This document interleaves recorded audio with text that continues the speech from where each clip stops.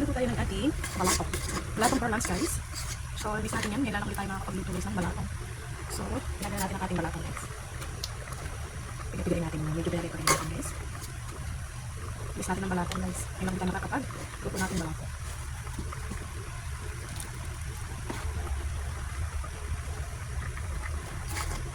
So, yun guys, medyo tutulugin ko pa siya dyan.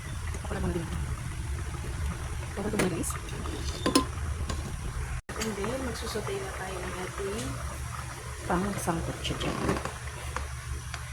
mag-separate tayo ng pan, guys. Then tayo magsusutay. So, painitin muna natin ang ating pan.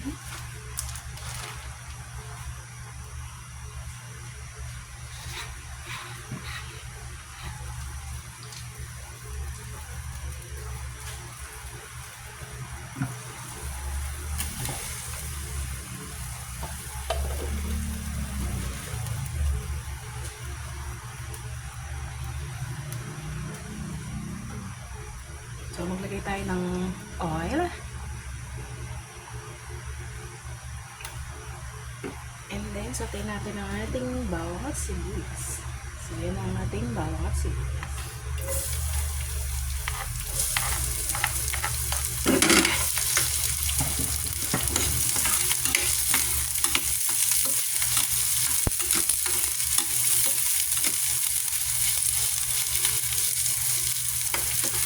Sipay lang mga kaibigan.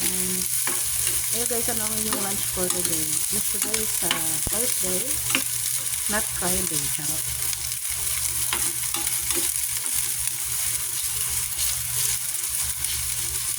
Madali na lang lutuan ito guys kasi nailagyan na natin ang ating balatong. So ayan guys, brown ang ating bawang sibuyas. Then, pumili ako ng pansaw guys, yung maliliit na hipon, hibi ang tawag dyan. Yung ating isasahog. Susutay muna natin siya guys. Fry muna natin ng konti.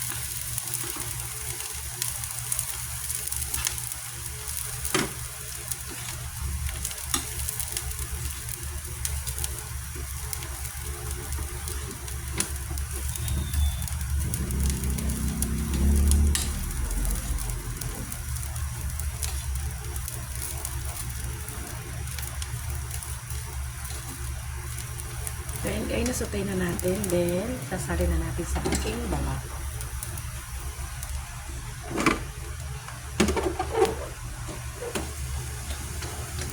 Sali na natin ang ating hipon.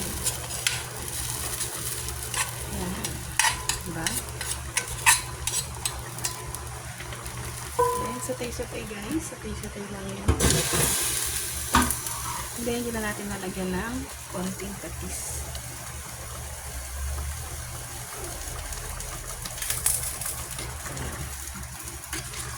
And then, ang ating seasoning.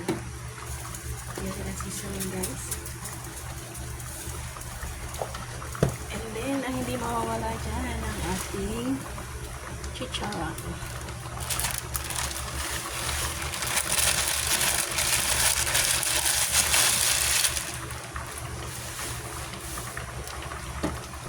So, sutay-sutay guys. Hanggang maluto na yun dyan.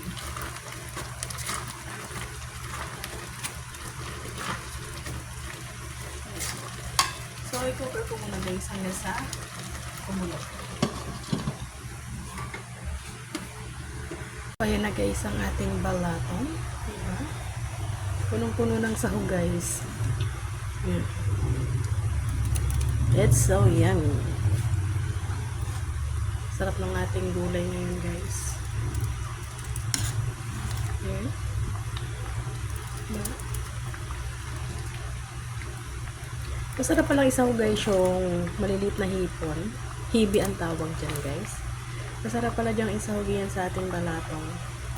Tapos sinamahan ko pa ng chicharon. So, it's so yummy. Ayan ang ating balatong guys. Yan ang ating ulam for today.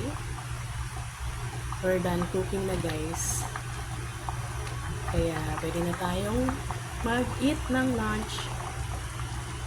So, sana nagustuhan nyo po ang pag-share ko ng aking recipe na balaton.